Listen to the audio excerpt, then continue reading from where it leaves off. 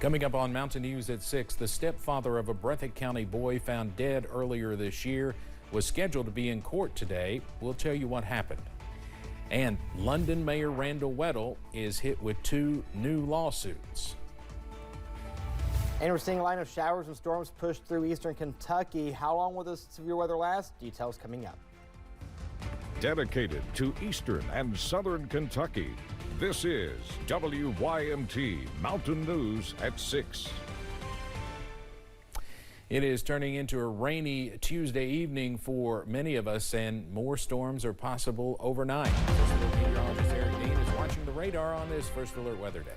That's right. Let's take a look here at live pinpoint Doppler radar. You can see that line of shower activity stretching from Pikeville to Hazard to Jackson over towards London and Monticello. As a matter of fact, we'll go ahead and pinpoint over towards Laurel County as well as portions of Wayne County and Kentucky, where we had that shower and thunderstorm activity just to the north and east of London, south of Somerset, and then over towards the Monticello area. Now, these are moving pretty quick to the east, so we'll be keeping an eye on this as we go throughout the next several hours. Now, severe weather potential for today, we had that level 1 out of 5, or a marginal risk for severe weather for portions of the WYMT viewing area. Heavy wind, some places could see wind gusts as high as 60 miles per hour.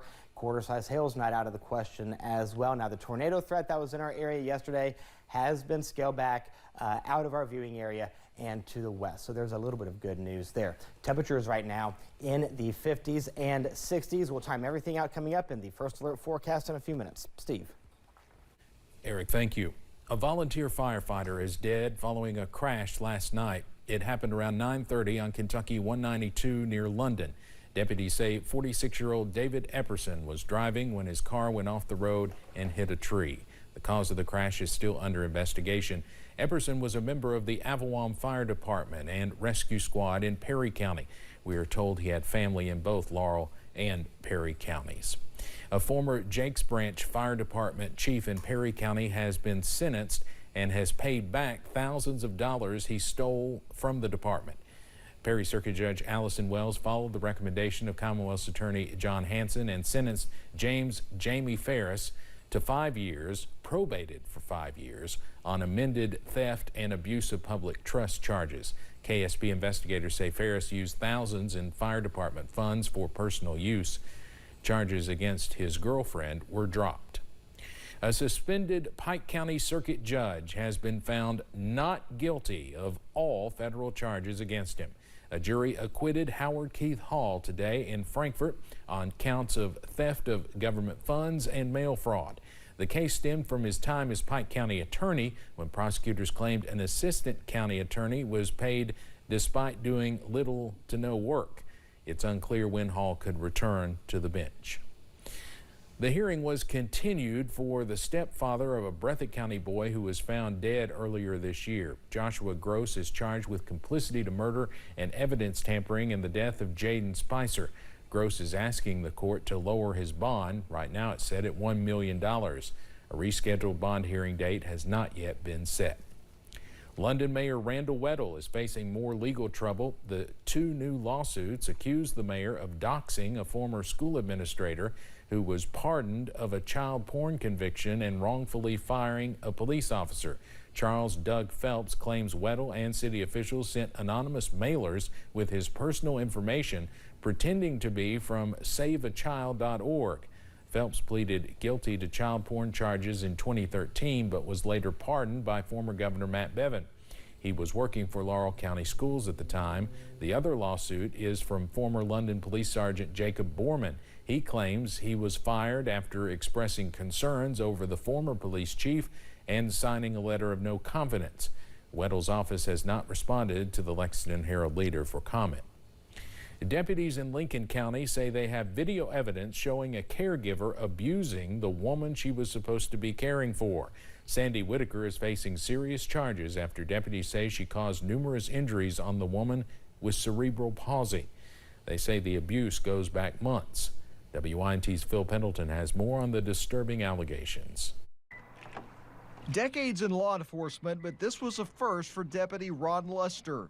This is probably one of the worst abuse cases that I've seen in 20-some years. Relatives had video cameras rolling in the home as the 54-year-old woman was being cared for by Sandy Whitaker. She has cerebral palsy, So she basically cannot care for herself. The video shows the woman being pushed, hit, and her hair being pulled. Knuckle prints to the side of the face where she had hit her. Deputies say that Whitaker first denied causing the abuse, but once she was told of the video evidence, she then admitted to hurting the woman that she was supposed to be caring for and was actually paid to care for. Whitaker was one of several caretakers, and relatives told police they took numerous steps to prevent this from happening. In this instance, the family thought they were doing the right thing. They did a background check. She's actually hired and works through a waiver, I understand. Deputies say there's 18 different videos along with the physical signs of abuse. She has multiple bruises all over her entire body from her feet all the way up to her shoulder. It's happened at least 6 times over the past year. In Lincoln County, Phil Pendleton, WYMT Mountain News. Whitaker remains in the Casey County Jail. West Virginia State Police are investigating a shooting that occurred yesterday in the Dingus area of Mingo County, West Virginia. Police are requesting the public's help in locating these suspects, Christopher Mills and Crit Vance. Police say the victim had non-life-threatening injuries. Anyone with information can contact the West Virginia State Police Williamson Detachment at 304-235-6000. Harlan County State Troopers say a man is facing charges after bringing a loaded shotgun into a hotel lobby. Police were called to the Quality Inn Sunday after reports of Justin Greer acting suspicious. Troopers say the gun was wrapped in Greer's jacket and left on a chair. He told police he was looking for his stepdaughter and claimed he found the gun in Kaywood and was trying to dispose of it. Greer faces several charges. Toyota has announced 82 new jobs will be added to their Georgetown plant. Toyota Kentucky says they already employ more than 10,000 team members, and they hope these new positions will help grow opportunities for Kentuckians. Carly Hoxton shows us how the company is focusing on hiring local workers to fill these new roles. A Camry right off the line has a competitive edge to most cars, a hybrid engine. This push is reshaping the future of Kentucky manufacturing as they install an all-new line dedicated to building engines for hybrid vehicles. Hybrid engines continue to grow for us. Currently, within our fleet of vehicles, we're roughly around 50%. And we're, based on the customer feedback and demand, we see that continuing to grow. With that growth comes the need for more workers. Toyota says 82 new jobs will be filled through a mix of internal transfers and new hires, but they're hoping many applicants will come from Central Kentucky. Well, Central Kentucky, of course, is our choice as we look for team members, and we're hoping that we offer that competitive pay package as well as the great working environment. And this update is part of a broader $912 million investment spread across 5 U.S. manufacturing facilities, all aimed at boosting hybrid production as demand continues to grow. Always we're studying some level of activity, and we're typically 2 or 3 years in advance of discussions about where we're going to make strategic investments. The investment, priced at $204.4 million, will help them get ahead and supply these engines faster and more conveniently. The 82 additional jobs is a plus. Anytime, again, we can make a contribution to the local community and we can add good, high-paying, stable careers for our team members is a win-win for us, and we're always looking for those opportunities. In Georgetown, Carly Hoxton, WKYT. Toyota says hiring for these new positions will begin as teams prepare the plant for the new line, which is expected to launch in 2027. All right, we are seeing some showers and storms push through eastern Kentucky. Here's First Alert Live pinpoint Doppler radar. We'll get a little bit of a break, and then another round will push through later on this evening. Details coming up.